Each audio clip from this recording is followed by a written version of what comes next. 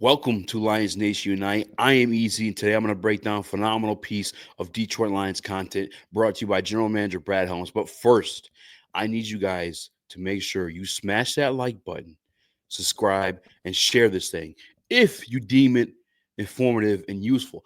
I think today's video particularly is one of my favorite things about covering the Detroit Lions is not just the fact that I get to cover my favorite team of all sports, but also they're just so transparent. They really are. And a lot of times you just gotta like read through the lines, between the lines to figure out what the Detroit Lions are going to do. Now, obviously, there are some unforeseen circumstances when it comes to the sport of football. Like, for instance, the Detroit Lions more than likely probably planned to re-sign Carlton Davis. At least I believe that.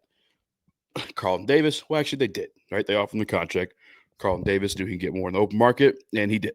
So Brad was pretty transparent about wanting to re-sign Carlton Davis, but unforeseen circumstance was Carlton Davis was just going to stay for the hell of it. Carlton Davis wanted the bag, and so he got that with the New England Patriots. Detroit Lions. Now, again, today we'll break down a phenomenal piece of content brought to you by Brad Holmes at the NFL owners meetings, but there will be unforeseen circumstances to some of the things we're going to speak about. Again, they are brutally honest, to be like straight up, very transparent what they're going to do. Today, Brad Holmes said a lot of interesting things about the draft, about Jameson Williams, about some upcoming contracts, and I just can't wait to get into them. So let's just do it right now. Boom. My old social studies teacher used to say that all the time. All right, here we are. Let me make sure this is unmuted. All right, Brad Holmes, NFL owner meetings. Let's go. I'm going to play the video. We'll hear the question. We'll hear the clip. I may try to fast forward my way through a certain thing, certain things. But we'll break down. We'll read between the lines what Brad Holmes is saying. I am going to break down Brad Holmes' GM language to you.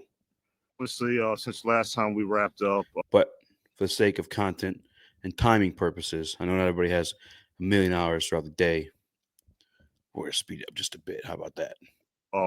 free agency, the bulk of it's already kind of got underway. A lot of people play key roles into this. Obviously, it starts with ownership always, but Dan and the coaching staff, they did a great job. Had a lot of new coaches. They bought in pretty quickly.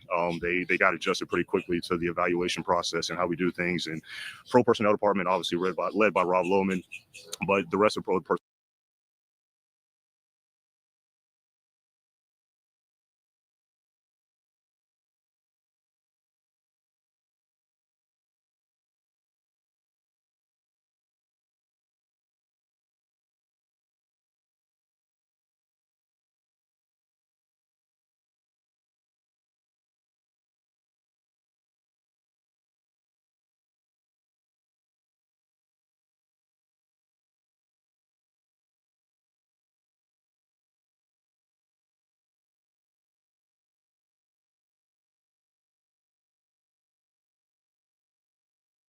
Personnel department, Joe Keller, Justin Licker, Blake Ask, all those guys. I mean, that's basically their Super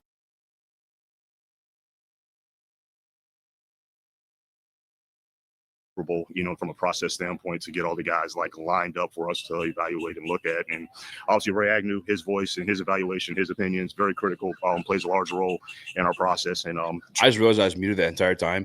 I'm an actual idiot. I was pointing out how transparent they are in terms of like, even give you the names of the guys working behind the scenes. If you go back in time, there was the guy, he ended up going to the Washington Commanders. Can't think of his name off the top of my head. Went to go be the assistant GM, right? He left because it's one of those guys Brad Holmes mentioned as a pro personnel. Also, I mentioned Brad is jacked. That's what I said. So he's shouting out these guys again. Like they're very transparent. These are the guys behind the scenes putting in the work. Brad Holmes gets the credit for it, and deservedly so. Obviously, he's assembled this team behind the scenes, but he's letting you know who's his Jared Goff, who's his Jahmyr Gibbs. The guy's putting in that work.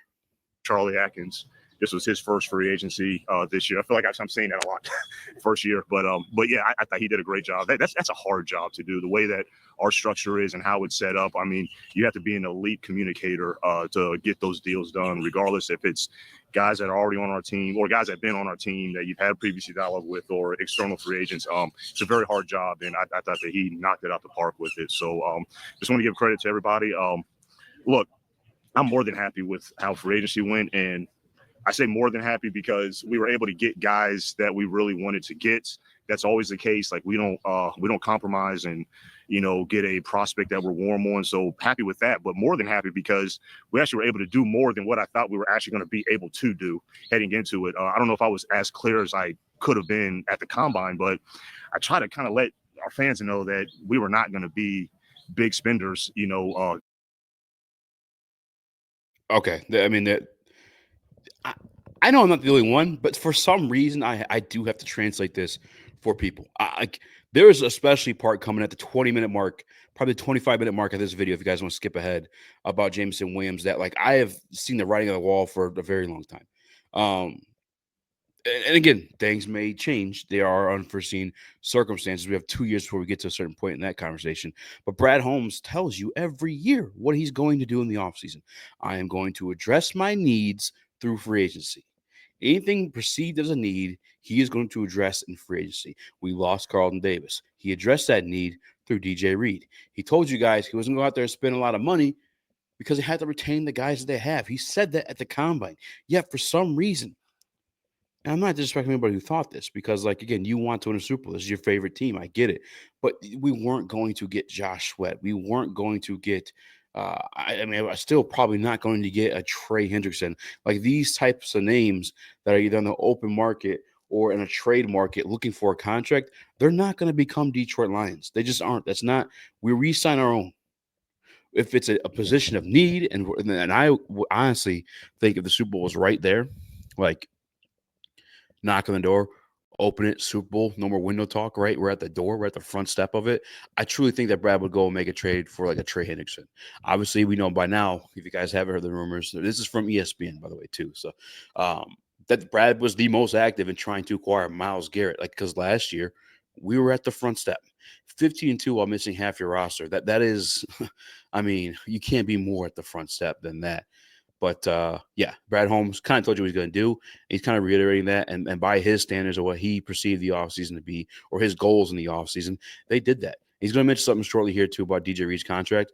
I've been on the show multiple times, both over there on Woodward Sports and here on this channel. A-plus signing for so many reasons. He talks about the entry price. I'm going to let him get to that. I'm going to shut up. Coming up because of all the things that we have coming up in the future. So I knew we were going to be in that corner market. That corner market was expensive. I mean, just the get in the door entry price was 16 million, and I didn't. If you would have told me that we were going to get a corner for that much, with the defensive lineman that we ever get, and getting TP back and all that, I wouldn't have thought we were going to do that. So just a credit to everybody, especially Charlie Atkins, Mike Disner, from a football administration standpoint, making sure that financially we were going to be able to do that. But more than happy about taking any questions you guys got. What do you still have left to do in free agency, if anything? We look at pass rush for a little bit. Guard. I mean, I know it's not sort of a never-ending process, but what in your eyes you still have left to do? Yeah, I mean, look, there's still guys out there that that we're still staying in contact with. I mean, for right now, the higher dollar guys, we're probably past that point now. We're kind of more in the lower deals, whatever that's third wave, whatever wave it is now. But we're still monitoring. But what happens is that now you get to a point of that we have a lot of young players on our team that that we're still excited about. It may not be players that have gotten a line share of snaps, in the regular season last year, but that we've been watching, throughout the year that we're really excited about. So you get to a point now where it's like, well, you want to add another veteran that you might not be as excited about, but you might be a little bit more excited about, this second year guy that, probably spent, a little bit of time on the practice squad, got active a little bit of time. So we're kind of at that point now, but, pretty much all positions. Real quick, these birds are attention whores. I don't know if I'm allowed to say that word on this channel, but I just did. Attention whore birds. I mean, this is insane. Let the man talk. By the way, phenomenal stink face, Brad. I must commend it. Are really still on the table, just to kind of add depth and competition across the board. Ask you about that cornerback. Boom. Brad and Ease, right? Brad Holmes and Ease. You want to speak the language? You want to see through the GM talk? It's not really there, the Detroit Lions. They're telling you he's looking for depth pieces, competition pieces. There's not going to be any more big names. I will say, I do expect a certain offensive lineman for Arizona to come. That's going to be in a video here shortly, but we shall carry on. Like bring the band back together again. Yep. Get healthy and keep the guys there. kind of the game plan going in? Or? Yeah, I mean, look, me and Dan get on the same page early on in the process about who we want to bring back, and also, we get on the same page about who we're interested in adding externally. But look, we won 15 games with those guys, so it wasn't that oh, we just want to bring the guys back. But I also do understand it's not as exciting from a fan standpoint. Look, I always say with free agency, like season ends, right? Super Bowl gets played, Super Bowl's over, and then it's like, okay, what's next? Like everybody is starving for, and free agency is the first event on the NFL calendar that's intense player acquisition. So the excitement is just brewing and it's simmering, and it's only really exciting if you get players that you hadn't seen before on your team. And but look, like I tell you guys all the time, we stack our own guys with the rest of the league by position. So look, we might have another player within position ranks, within stacks. We might have an external player that's ranked up here, and then our own guy that's down here. Well, if the money's about the same and it's something that we can actually financially are able to do, we're going to get the guy that we may not know, but we're just going to upgrade our football team. But sometimes our own guy is above a guy that might be a name that is out there. But then the other times that sometimes there's a name that's out there that we just financially just can't do. We lost some of our own guys just because financially we weren't going to be able to do. But I do think that's part of the discipline that's required for where we're at as a football team right now. And that is, yes, the balance of winning now, but also wanting to sustain winning as well. So there's a discipline, like this analogy popped in my head this morning of that, you have financial responsibilities, you have, you have a mortgage, or, your kid's college fund, your 529, you have your insurance you have to pay, you have to pay those things. But that might require you can't take the vacation you really want right now this summer. And so that's kind of where we are right now, is that we have so many of these young players that have been on rookie deals, and we've been enjoying the impact that they've all been bringing. But now a bill is coming, and what you spend this year is going to impact next year. It even impacts 2027. So that's the discipline that we have to adhere to. And I don't really expect the fans. It's not the fans' job to know all the details of the interdisciplinary studies. I don't even know if that's even the right context, but it sounds pretty good. That was awesome. I didn't notice that first watch through. I was driving. All right. He's kind of telling you. He straight up told you. But again, for some reason, I feel like I'm able to see these things. Some people aren't. Maybe that's why I'm doing what I'm doing. They still think it's all rainbow butterflies. Everyone's going to get re-signed.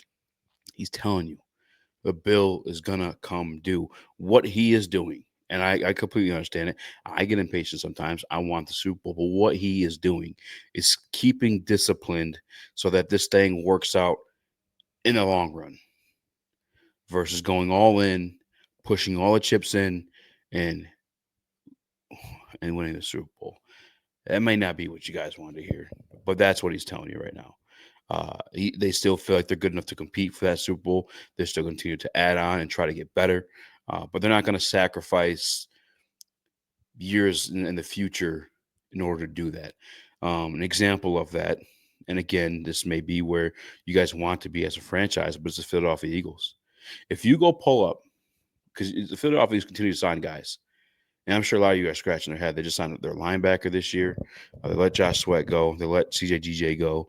Obviously, they got A.J. Brown in a big contract. They got Jalen Hurts in a big contract. They just re-signed Saquon Barkley. They got their entire offensive line. Lane Johnson got a big contract. Go pull up some of those contracts and check out those void years. Jalen Hurts in particular. That one is, quarterbacks getting paid $50 million. There's a $50 million cap hits coming up. Not Jalen Hurts. I think this year might be one of the years what it is up. But the way they've structured his deal is he'll have 1 year that's worth like $12 million towards the cap. The next year, 50. The next year, 14. The next year, 60. It's really weird, and it's pushed all the way back out to void years. Come year 2029, the Eagles might be screwed unless they are able to, kind of like they did with CJ get some value back for some of these contracts they've signed, some of these players that have made a name for themselves, but were successful partly due to the team and not necessarily individually. Still really good players, but obviously it's a team game. You guys know that. But it is. It's like I don't expect them to understand that. Like, and if I was just a fan, as much as I love our fans, I'd be the same way. Like, hey, look, splash, get guys, spend the money, let's go. But I just want to make sure that the fans understand that we're being disciplined in our approach because we're trying to win now and also sustain what we want to do. I know it was a long-winded answer, but I hope that makes sense. Damn, maybe I could have shut up because he literally just said what I said. I'm gonna be quiet for a minute. of a successful offseason going forward with where the franchise is at? What would define a successful offseason? I mean, I think staying the course of what we've done so far. Again, like I said, more than happy that what we were able to do is, look, we love DJ Reed. I mean, that was you talking about a guy that literally just fit who we are like a glove. Very gritty and tenacious. He's scheme diverse. I really was impressed with his man-to-man coverage snaps. He's feisty. He'll tackle.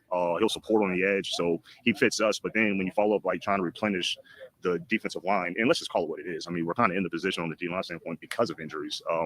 When healthy, we have a lot of good defensive linemen, but Mac might take a little while. I think we feel good about Hutch, but and that's the other thing. Look, I know everybody's craving about an edge rusher, but I mean, we have one of, in our opinion, one of the elite guys, and I don't look how many elite edge rushers are in the NFL. I mean, 4 or 5. Would you think one of our guys, one of them? Well, if it's 4 or 5 elite edge rushers in the league, right? How many teams are in the league? 32, right? Usually 2 defensive ends are on the field at the same time, right? So that's 64. I mean, you know what I mean? Like it's not so because we have at least one of them. You got to make sure that you kind of keeping that in context as well. So unfortunately, he got hurt last year, and I know how it goes psychologically. You think that guy gets hurt, guy gets a big time injury, he's not on the team anymore. He wasn't there at the end. He's not on the team anymore. No, Hutch will be.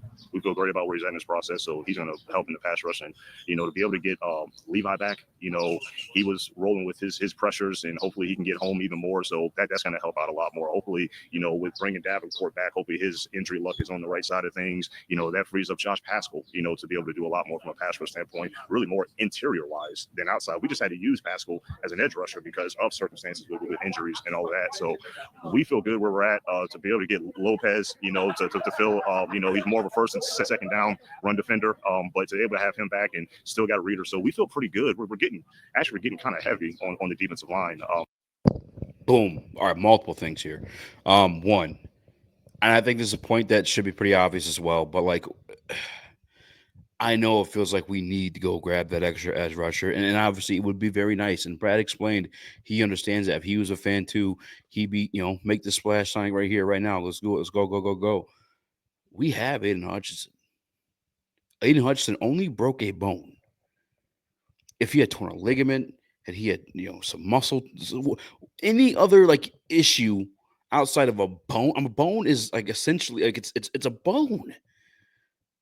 And once it's healed, you're good to go. Once it's healed under this circumstances with the best medical professionals money could buy, let alone just healed in itself, you are back returning to action. You just got to rehab and get your reps down. This isn't like a Todd Gurley where he's getting arthritis in his knee after an ACL tear. This ain't that at all. Due to compound damage. This is a bone, guys. Bones aren't gonna stop a player from becoming or continuing the trajectory that he was on previously. Aiden Hutchinson's good. We are fine. So this search for a star edge rusher, yeah, it would be very nice. We have one. It's not the dire need that a lot of fans are making it up to be. And Josh Pascal, I think he had such a phenomenal point right there that again I didn't catch driving in him out here, but I've been saying this from the beginning forever, right? Josh Pascal is an interior guy. He is a 3 to 5 technique. You can play him on the outside, you can play him on the inside. But where he's best served is on the inside as a run stuffing defensive tackle slash, in a 3-4 thing, defensive end, whatever you want to look at him as. And that's where they want him. He was forced to be kicked outside due to the injuries last year, but he's coming back healthy. Levi, I gotta be honest, I could be wrong. I really do. I don't think I am. My eyes, like, what I saw last year in camp with the healthy Aiden Hutchinson on the field, by the way, too. Healthy Hutch, healthy Davenport. Levi and Zarique was an absolute menace. I know a lot of you guys watching were probably at camp and got to witness some of that yourself. And you're scratching your head wondering like throughout the season, like, well, why didn't we see that? You're missing the other part of that, right? It's a team, as we discussed earlier before. You need Aiden Hutchinson for that to help work. You need Josh Pascal to help make that work. You need Aleem McNeil. You need DJ Reader. You need these other pieces that can command double teams and give Levi these one-on-one matchups for him to exploit. I thought that was a great re-signing considering like the upside there. It's just a 1-year deal, but on a very cheap situation where you're trying to pursue a Super Bowl. If Hutch is healthy on the defensive line, I think Levi and Zarique is a demon. I'm not saying that any position will be ignored, but so far I feel like we've had success. And actually one other piece too. that I wanted to mention that I know the draft people aren't going to like. Even myself, to be honest with you, because I am in search of that defensive end, and I get where Brad's coming from. It may not happen in the open market, and that makes total sense. Like, don't get me wrong. In the draft, though, you have the opportunity to do that at an affordable deal. He had mentioned, and I hate to rewind here, but like, let me see. Is to fill he's more of a first and second down run defender, but to be able to have him back and still got a reader, so we feel pretty good. We're getting kind of heavy on the defensive line. Getting kind of heavy on the defensive line. Now, that statement is not necessarily incorrect. He is right. We signed up Pat O'Connor. We brought AQM back. You got Hutch. You got Levi. You got Aleem. You got DJ Reader. You got Roy Lopez. You brought in Marcus Davenport. We are, as a roster, heavy at the defensive line position. And part of that is due to the injuries that happened. And we're just kind of trying to save face a little bit. The only reason why it makes me a little bit nervous, and I think he's going to address it in this following comment. I think he said we're still going to, go by best player available type situation in the draft. Is I don't want us to be like, yeah, we're set, just because we're heavy. Like, yeah, you may have a lot of bodies in the defensive line room, but like, I want to use the word competence. But how many of them are helping you get to the Super Bowl? You know, and again, I just gushed over Levi after like a non-stellar season, not a bad one, but a not stellar one, and maybe we are good enough. I feel like in the draft though, there's so many guys in this class in particular, and I'm pretty sure Brad expressed that during the combine as well. That you can grab somebody to kind of complete this into like a Philadelphia Eagles type situations. I don't like to hear that we're heavy in the defensive line. I'd prefer to. I don't know. I don't want to cast any doubt at drafting a defensive end. Maybe even two. Maybe just even one. Now, who knows? He'll get into that too as well. Roster construction in terms of who's staying on the team, who's going to make the actual roster, and will that change how they draft? I thought that stuff was very interesting. I don't. We'll get to it. Not saying that any position will be ignored, but so far I feel like we've had success, and we're going to continue to fill depth because I think, as you guys saw last year, how important that part is. More follow about Hutch. How did you got a young guy going through injury like that? How did the organization continue to empower him as far as to make sure he's in the right mental state and just the confidence that you guys got moving forward that he can continue that play? Yeah, just making sure that me and Dan make sure that he's known that look, you're not off on an island. Be in the facility, what you wanted to do, and being. All due respect, it's kind of like some rah-rah stuff for Aiden Hutchinson. If you guys need to hear it, I mean, I could play it, but I'm going to skip through it a little bit. Being the trainer, being the update. So, yeah, I don't think have him as hard as he works and as much as he's, but just not only with Hutch, but I mean, look, we don't have a crystal ball on anything. We're just going to see. I mean, look, we don't have a crystal ball on anything. We're just going to see where it's at. But I've seen enough movement and mobility in running at this stage that I feel very confident where he's going to be at. So to sum that up briefly, it's said plain as day. He's confident Hutch is going to turn to form. He's seen enough out of him, and physically, not just he like me. I'm saying it's just a bone. He'll be good. Brad's saying I've seen enough movement, mobility out of him through my own eyes, and as a great talent evaluator, that he's good to go. And I believe that as well. On this at the end of the season about Mahogany being ready if you need him. I imagine it's like one of those guys he Yep. looked into and just couldn't pay the price tag. So, Yep. I guess can you reemphasize your confidence in Mahogany? And do you envision him right side, left side? Is that something that still needs to be sorted out? Yeah, he did most of his college on the right side. I think he can do both. He's done both early on before he had when he got sick or whatever with the mono deal. But we had him doing both in OTAs. But he can play both. But look, he's still it's a small sample size of the starts that he played. They were promising, they were encouraging.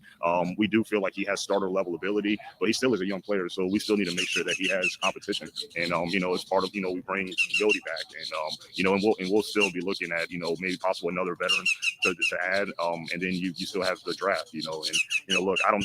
Okay, so if you guys watch me over on the other show, Woodward Heavyweights 5 to 7 Monday through Friday, I've kind of been griping about that, right? Like I love Christian Mahogany. I've been hyped about Christian Mahogany before the draft. And then obviously once we got him as late as we did, I thought that was an absolute home run. I think in the small sample size we've seen of it, it's proven to be that, right? But we're leaning towards that. However, that's still a very small sample size. And I think when you're contending for a Super Bowl, you do need to bring that veteran piece in here. I teased a video I was going to do. I don't know if you guys would care to click on a video about an offensive guard. I think we may sign Will Hernandez in free agency and or another offensive lineman from Arizona. I have to take a look at the list again because Brad talked about watching film on those guys and he noticed how good our defense was last year when we played them in week 3. But I do think, and he said too, they're going to probably look for either competition piece and or a veteran guard on the open market. And it's wave 3 of the free agency. He's going to get somebody at a very affordable deal. And I agree, you have to do that. I love Christian Mahogany, but it goes even beyond him. It translates to uh, Graham Glasgow outside of the line as well. With all due respect to him, I love Graham. Not saying it's always going to be in the 6th round where we got Mahogany, but you just never know we're going to be able to get one of those guys. There's some big money being spent on the defensive line too, so I'm just curious how big of a win you view that Levi deal. Oh man, look, if you were to tell me that we were going to get that done, back when we first were trying to get Levi extended, back in the fall, I would have been doing a backflip, and I literally almost was doing a backflip because, like I said, I did not think that we were going to be able to get a player of his caliber back, along with how expensive that corner market got. And I knew that we had to be in that corner market. That's not anything against Rakestraw. We're still excited about Rakestraw, but unfortunately he had injuries and, he wasn't healthy enough to provide us a little bit more clarity in terms of where he was going to be. So I didn't think it was going to be rational for us to depend on it, but I know how Rakestraw's wired and this is going to fuel him to be ready and compete. So we're still excited about him, but we're just adding depth. We're excited to get a guy like Maddox, a veteran that's got versatility. He can compete. Obviously, he can play nickel, but he's got some safety versatility as well that we're excited about, and he can play on special teams as well. So we're just going to continue to add to that secondary. We got Rockison, another veteran that's look, he fits in terms of he can play man to man, he can press up. So we're going to continue to add to the secondary, but we're really excited about our depth and what we're able to acquire on the D line. I'm sure you expected that defense. Boom. I'll make this one brief. Brad talked about just bringing the extra cornerback depth beyond DJ Reed. Talking about Avonte Maddox, Detroit native. Shout out. Literally has the Honolulu Blue Detroit line tattooed on his arm, along with the Red Wings too. I think that was actually a depth piece, like an OG special teamer. Played a lot of special team snaps last year. I don't know if we went deep on that one on this page, but Devontae Maddox, I think, is phenomenal. Guy that's also started both outside and inside. I think he's more of an inside nickel back now, more than he's his outside cornerback. And, his best days in his career, I probably passed him. So there's no ceiling or that you could hope for him to have, but I think on this team surrounded by multiple different players put in a nickel spot and or safety spot, he could thrive for us. He may even end up being our starting nickelback come regular season. So that money to jump like it did, if you expect it to jump as high as it did, and what does that mean for your future? In terms of what the price tag is going to be, look. It is what it is. I mean, we had it in that range kind of already, when we do our future planning and budgeting. But then obviously when it goes up, it just goes up, and that's just what you got to prepare for. I don't know what it'll end up being. That's the difficult part about our job. But we work really hard in terms of the prediction and forecasting of that market. But that he's just one of many that we've had to budget, and like I said, the mortgage and the kids' college fund and all that. He's one of many that we had to put to a side. And then the budget that we were able to spend this year, that kind of just shrunk it a little bit more, but still excited with what we're being able to do. Brett, with the 73 players on the roster currently, does that affect how maybe you plan for the draft and for undrafted guys, how many you might draft, or when you trade down to get more picks because you don't have enough room? How does that all affect? Yeah, that's a really good question. Look, we're going to operate in the draft. So I think this is where things are going to get a little bit interesting, where he's talking about roster. You obviously can only have 53 men come regular season. I think you only carry 93 or 77 in the off season. I got to double check on that number. Essentially, he's asking Brad, you signed a lot of people, which we did. We signed a lot of free agents. How does that affect your draft strategy in terms of, am I going to draft a kid that may not even make the team when it comes to those later round picks? Do you even want those later round picks? Are you going to package those up to move up in this year's draft? Or are you going to package those up to move up in next year's draft? What are you going to do with these extra bodies we may have come camp time or now specifically? Just like how we normally operate, and we're going to prepare. We've done a lot of work already, and we're just going to just go by the feel of how how the board and the picks are shaping up. I think if you go back to last year's draft, I think on day three, I thought we were just going to just stay pat and just kind of see it, but and just kind of woke up, feeling in a different mind and just want to be a little bit more aggressive. Didn't have a 4th-round pick. Didn't think that we're going to be able to trade into the 4th round twice to get players they really, really like. So I might wake up feeling that way, or we might, stay pat, or we might. It's looking like it's a little bit more rational to trade back and get more picks. Would that mean that you would make room? So that was straight up GM speak. Like he did the full gambit there, the full circle on that one. And I don't know if I need to explain this one for people, but I'll try to make sense of it, right? I talked about just the roster construction as it is right now. You can't keep everybody. At some point, somebody's have to go, whether they turn into trade assets or they just get cut. And it depends on how those contracts are structured. Does that affect the way you draft? And I think Brad is going to play it by the draft. And that's the smart thing to do. You're not going to jump ahead of yourself. Maybe make some conversation or have some conversations prior to and figure out, like, who may be interested in what in terms of, like, bodies that become trade assets. But it sounds really weird to say bodies. Apologize about that. Players. But yeah, I think he's playing it by the draft, and this is my theory on the draft, and I think he kind of confirmed that as well. Typically, an NFL GM has, like, and it's different for every franchise, by the way, too. But, like, I would bet money that it's like 17 to 20 first round grades in the NFL draft, guys that we deem worth a first round pick. I think last year, as the draft fell to Brad, one of the last guys on his list of the first round grade was Terrion Arnold. So he said, you know what? This kid gets taken before 28. I don't really have any interest in being in the first round. Let me go get Terrion Arnold. He is the 17th guy, 15th guy on my list of first round grades. So the draft's going, and Shamar Stewart drops to 18. And he is 18 on your list for first round grades. You have two options. Brad, I specifically believe would see it as two options, right? One, I go up and get the last guy that I deem as a first round pick in this draft class. If the price makes sense, I'm not just going to, willy nilly move up there and give up second round picks and third round picks. Go ahead and do it. If the price makes sense, I'm going to go up and get this guy. Two, he's taken. We can't come to that agreement. Okay, my second option, I like this draft class. Let me get a few more cracks at a few guys in the second or third rounds of this year's draft class. Let me trade back. Let me trade out of the first round pick, get something in this year's class or maybe even next year's class as some more ammunition to move up in that one. Because we're let's face it, as long as the Lions are doing as well as they are now, we're never going to draft earlier than 27. So yeah, you need that extra ammunition to move up and grab those guys you deem worthy as first round picks. And we've seen him do this multiple times for the people that poo on him trading up with Terrion Arnold, Jameson Williams. He moves around in the draft as well, too, like going backwards as well with Jack Campbell, Jahmyr Gibbs. So I think that's how I do not believe the Detroit Lions are going to stay put and select a player at number 28 in the first round of this year's NFL draft. I would almost, if there's anywhere I can bet that, if you guys know, I would love to know, because I would put $500 on that. I do not think the Detroit Lions will stay put at pick 28 and select a player. On the existing roster, if you had to, like, there was opportunities you couldn't pass up, maybe you have to let go of a guy or two that you haven't seen yet. That could happen. That could happen, and that's part of it.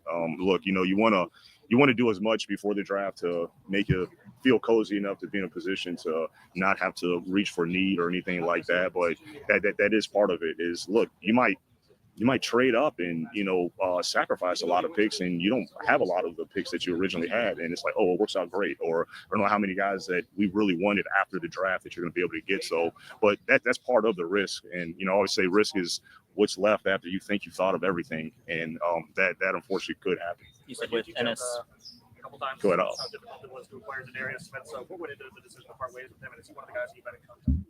Yeah, look, it was an amicable decision. We couldn't afford it. It's bottom line. That was my communication with him, and he understood that.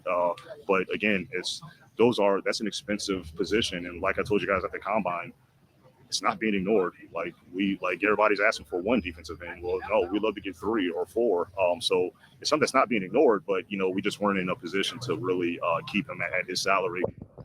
This is like a phenomenal point here by Brad, or just a piece to bring up. Like, I think this is another, and he's going to be up forthcoming of this one and tell you how it is. Very transparent as we begin this video with. They're people are about to get paid. Like, I don't want to sit here and name them 50 million times. You guys know who they are. It's Brian Branch. It's Kirby Joseph. It's Aiden Hutchinson. Sam Laporta. Maybe Jamison Williams. Maybe because around like 20-minute mark in this video, stuff's about to get really interesting. But with that Pro Bowl, All Pro crop of talent, I can't sit here and afford to pay Zadarius Smith what ultimately was going to end up being like $16-17 million because of bonuses he had in his contract. It just didn't make sense to do. He wasn't. I love Zadarius Smith, and I would love to have him back on this team. And shortly here, Brad's gonna say I'm still in contact with his agent, but that just doesn't make sense to do when bills are gonna people are gonna get paid soon. And if I'm being forthright, I think it's Kirby Joseph and Nate Hudson coming probably right before the draft, just like last year. Because look, he played some good snaps for us, and he made plays for us when we acquired him. So we would have loved to have been able to keep him, but we just weren't able to. But we've been keeping in touch with his agent, and he understands that process. So we'll just see how it goes. You said with Ennis, you couldn't see enough to bank on it, which makes sense. Yeah. Is it kind of a similar situation with Roy Lopez and Broderick Martin? Because it seems you're maybe a little heavy on nose tackle. Where does Broderick still fit in the picture for you? Yeah, hey, Broderick, look, he's got to be consistent. Broderick has. We knew when obviously you guys all know I was very clear and transparent that he was more in the developmental project bucket when we took him, but now it's time for him not to just, because he brought flashes in the preseason. When he came from his injury, he brought flashes, but he had some low points as well. So we need to see more of the consistency of the flashes, and he just needs to be a consistent player, and he knows that. We've had transparent conversations, and so he knows that he needs to be a consistent player. He's got all the ability, he's got all the physical tools to be a consistent player. But so we'll just see. Hopefully he does come around where a consistent player, but and I think he understands that of the year that he's heading into. Hopefully, right? Hopefully he comes around. Not that I think he will. Broderick Martin's on the. I mean, we knew this. He's talked about the defensive line room being heavy on the roster, talking about making space for guys they're going to draft and acquire. Broderick Martin, it's put up or go home at this point for him. And I think it's very clear with the signings they made and a lot of things we heard in this press conference. And I don't think that's necessarily breaking news to anybody. It's just the reality of the situation. He hasn't given you anything so far. So he's got to put something together, or he is probably not going to be a Detroit Lion no longer. I think if anything happens for him at all, it'll happen this year. Brad Holmes consistently, year 3 has been that year that guys break out as Brad Holmes draft picks. But Broderick Martin, we'll see. It's not looking great. Minutes, guys. Long time quarterback, obviously. What, if anything, does that mean for Hendon Hooker's future? I mean, look, it's just competition. That's all it is. I mean, look, we like Hendon, excited about him. I've always said about Hendon, kind of a lot of steps on his journey coming out of high school and, at Virginia Tech or Tennessee, like it wasn't immediately he was the guy. So, he had the injury that first year. Then last year, that was the first year that he kind of was able to do a full year, training camp and during the season. But and then we brought Teddy Bridgewater in just because we're gearing up for the playoffs and postseason. He just wasn't ready yet, and he understood that, but still got high hopes for him. But nobody's going to be given a job either. So if Hendon wants to be the number 2 quarterback, then win the number 2 quarterback job. Boom. Hendon. I love Hendon Hooker. I thought he could have been the guy. I think that's why they drafted him. Obviously, probably more than likely to be quarterback 2, but there was a little bit of upside there. And the reason why they took him early as a 3rd-round pick is that we didn't know if Jared Goff was going to turn into a pumpkin. We didn't know the Cinderella story was going to be over. And luckily enough, we kept Ben Johnson. And I think Jared Goff grew as a player. I think you brought in a guy with some continuity and cohesiveness with this offense already. And Johnny Martin as your offensive coordinator. Jared Goff's good to go. And on top of that, he's just a good quarterback. Like, you could have whatever arguments about him being elite and top this and top that. He's a good quarterback at the end of the day. And right now, Hendon Hooker hasn't yet to prove himself as a QB2 quite clearly. If they're bringing in Kyle Allen, if they've brought in, I don't know if he hasn't said it yet. I apologize. They talk about Teddy Bridgewater here shortly and bringing him in, and it's because they didn't feel it. Hendon Hooker was ready, straight up. And so another guy is fighting for his job this year. I think he wins that competition out. I got to be honest with you. But we'll see. Fifth-year option decision with Jameson yet? I know you got a month still to kind of Yeah. work through that. Yeah, I mean, look, it's heading that way. That we're most likely gonna be doing that. Look, he was a tremendous player for us last year. He's still scratching the surface. I do think he's got more in him as well. So I just think it just makes sense for us to do what we can to keep him around. I know you've been good about rewarding your guys who you brought in, extensions and stuff like So important piece here. May 3rd, following the third season, heading into the fourth year of a player's deal, if they're drafted in the first round, you have to make a choice to attach a fifth-year option or let him ride out and become a free agent the following year. Brad Holmes kind of being open with you that he's probably going to get that fifth-year option, which I think is a tell to the commitment level on him currently. As Brad said, there's a lot of untapped potential. He's just scratching the surface. I'm also the belief of that. Last year, we just saw him hit his 1,000-yard mark, and it felt like he was there sometimes, and sometimes he wasn't. I think that was just because he hit 1,000 yards because he's very explosive. I think he led the league in yards per reception, if I'm not mistaken. I could be wrong on that, but I'm pretty sure he'll probably look it up. He's top 3, top 2, if not 1. And I'll continue this conversation shortly as Dave Burkett asks another question on that matter in a few seconds here. Is it any like I would say like pressure or anything, but just to get that weight off before the season when you can extend some of these guys, or is that just when you guys feel like it's the time to do it? Like Yeah, I think everything is case by case. Whether it's with the agent and the communication, or really if it's from a financial standpoint, I think every player would love to get it done sooner rather than later. But everything is kind of organic and case by case. We don't intentionally not do things at one point versus the other. But bottom line is say like it's Kirby, he's a player that we want to keep, and we've let that be known. He's a fit for us, for our team. He's a really good player. But in terms of the timing, we'll just kind of see where it goes. But he also goes in the bucket of being disciplined with finances, where again I'll go back to the mortgage and the kids' college fund. You got a budget for that. Okay, that's right there. Kirby Joseph, they want to get it done. It's just getting together with the agents, and you hear little subtle things about that as this interview goes on. Like, yeah, hope to get it done. Hope to get it done. Well, Kirby obviously is a priority. He kind of forthright told you that, and I, by the way, love to hear that because Kirby's an All-Pro, and I think he is.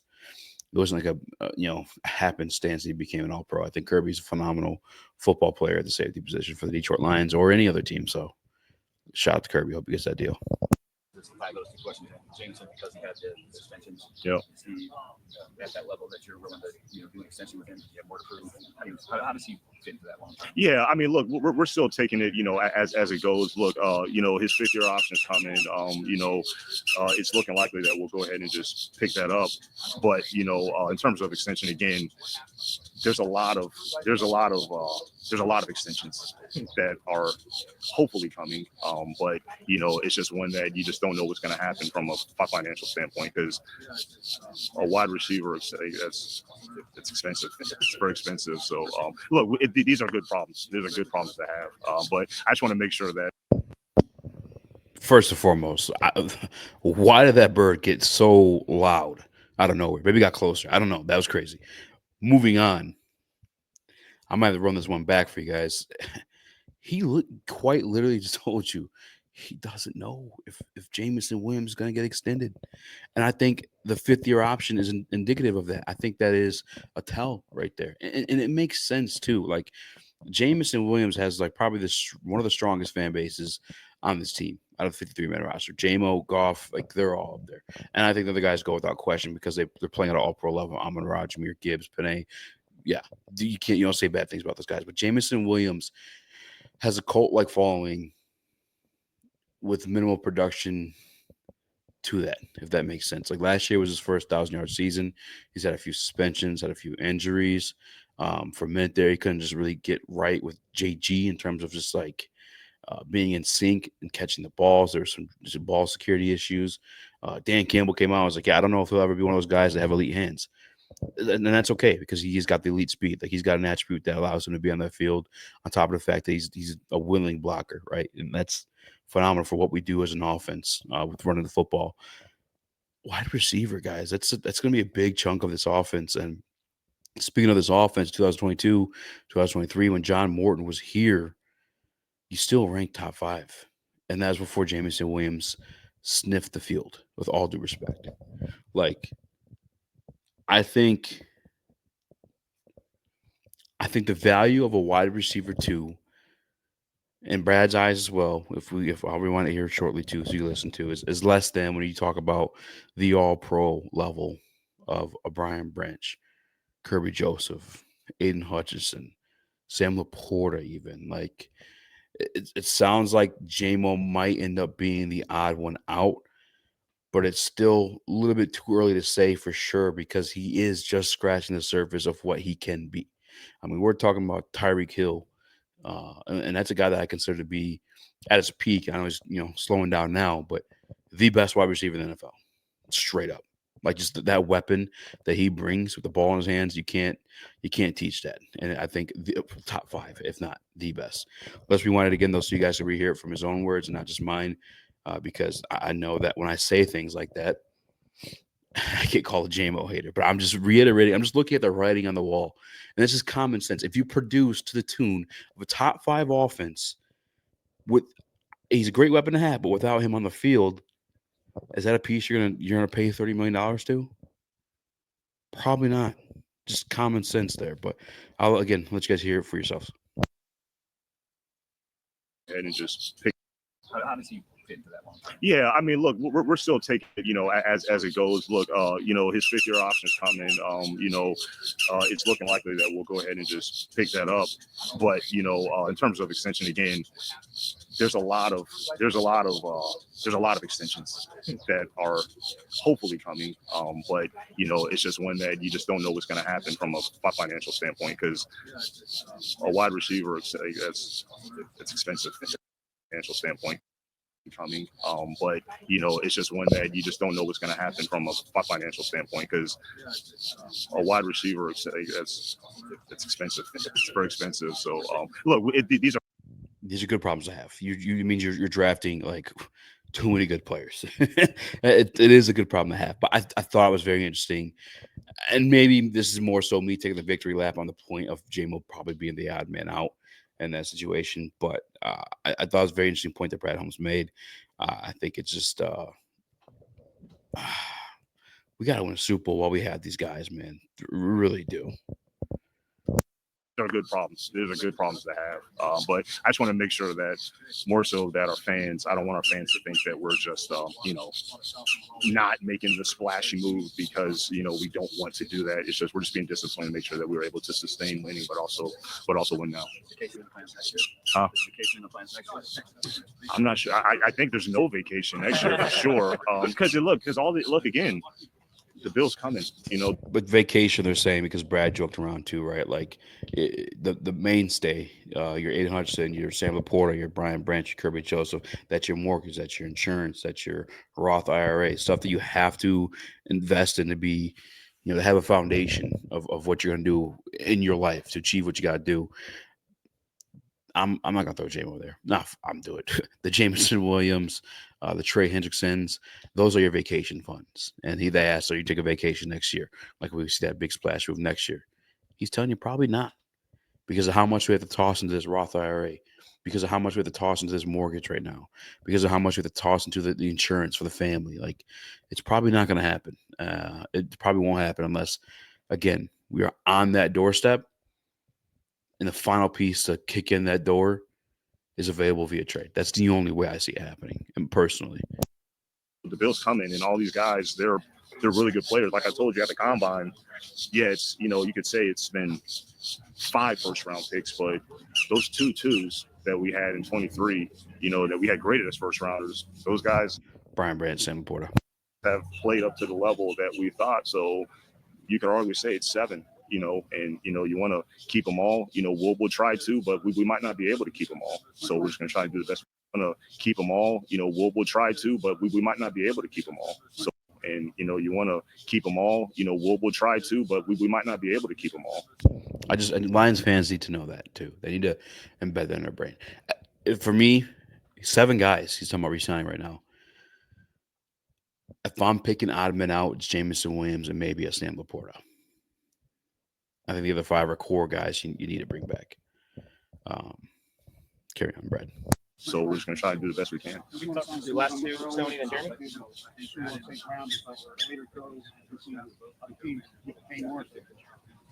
Yeah, and we do have a timeline that we've kind of came together and thought about. Nothing's guaranteed, nothing's 100%, but we have talked about how we would, in an ideal world, how we like to handle and approach and attack each one. So we'll keep that in house right now, but we have thought about that timeline. They're talking about restructuring contracts. We talk a lot about the coaching changes that you guys have to go through, just kind of natural, Yeah. being a good team. Same kind of things have been going on with the front office. Yeah. Probably about 4 or 5 guys in the last 3 years alone. Can you just talk about the challenge, that part of the challenge? Yeah, it's a good problem to have, but it is something that we do anticipate. Me and Dan are very conscious. It's about, look, when you have success, guys are going to want to poach our guys. It's more with the coaches, but yeah, it's happening in the front office as well. And I'm happy for all those guys, but that's just part of, always having some kind of succession plan in place, especially when you start to identify the guys that are truly kind of rising the ranks, and they're like, man, this is a good, he's going to be a star, and it's hard to keep the stars. So it's my job, it's Dan's job to always have a succession plan in place. It's some immediate pain, but the worst thing you can do is not have a succession plan in place and lose patience and start making irrational decisions. So I think we do a good job of planning and make sure we have a succession plan. I'm happy for Mike Martin. I think that's a really, just my brief conversations I had with Coach Freeman. I mean, it sounds like a great opportunity. I did not really know the whole landscape of that college GM job, and it seems pretty awesome. So I understood it was an opportunity. Mike Martin, the guy they lost to Notre Dame. That would have been hard to turn down, but we'll just keep moving forward. We'll miss him. He was, a good evaluator. He brought a lot of great ideas to our process. But scouting advancement is a whole department for us. So that department's not going anywhere. Do you have an example from those rising stars in the New York State? Maybe us that we don't know too much about. I'm going to keep it under wraps. It's a good try, Jeremy. Thanks, guys. We're trying to keep the ones we have. All right. Thanks, Jeremy. Well, there you have it. That is the Brad Holmes press conference from the NFL owners meeting, and I want to just break that down, do a little bit, Brad Holmes' knees, read between the lines there with some of the stuff he was saying, and I think the bill come due is this scary part of it, maybe, the part they try to reiterate multiple times throughout that interview, and times before. He also reiterated those things at the combine, and we got to cash in on a Super Bowl. That's my honest reaction to a lot of things they heard on top of the draft takeaway. The draft takeaway, I don't think the Detroit Lions are picking at 28. Unless it's forecasting that a guy's going to fall there that they view worthy of that first round pick, then obviously they'll do that. But if not, they're moving up, moving back. And I agree with either scenario. Even if that move up isn't even this year, it could be in the future. It could be maybe similar situation they did last year with acquiring Vaki and whatnot. But we took a 30-minute Brad Holmes interview, and we extended it to 53 minutes of original content brought to you by Lions Nation Unite. Who else doing it like that? Make sure you drop the like button, hit the subscribe button. It's 1 a.m. where I'm at right now, but I had to get this out the way and get this to you guys because I was just excited to talk about it, and I wanted to reiterate and watch it a second time, and we got to do that together. So please comment down below what your guys' takeaways were from some of the Brad Holmes comments he made at the NFL owner meetings. What do you mean what do you think that forecast for the Detroit Lions' future in terms of Super Bowl, or maybe some negative stuff? Maybe you said Jameson. Maybe you think Jameson Williams is a key component to get the job done. Let me know in the comment section below. But most importantly, please make sure you guys are smashing the like button, help out the algorithm, push this content out. I want to keep doing this for Herman and the gang, and I love talking Lions as well. And I promise we'll be a lot more active as soon as a lot more news cycle kind of comes through here. But yeah, appreciate you guys for taking the time hanging out with me.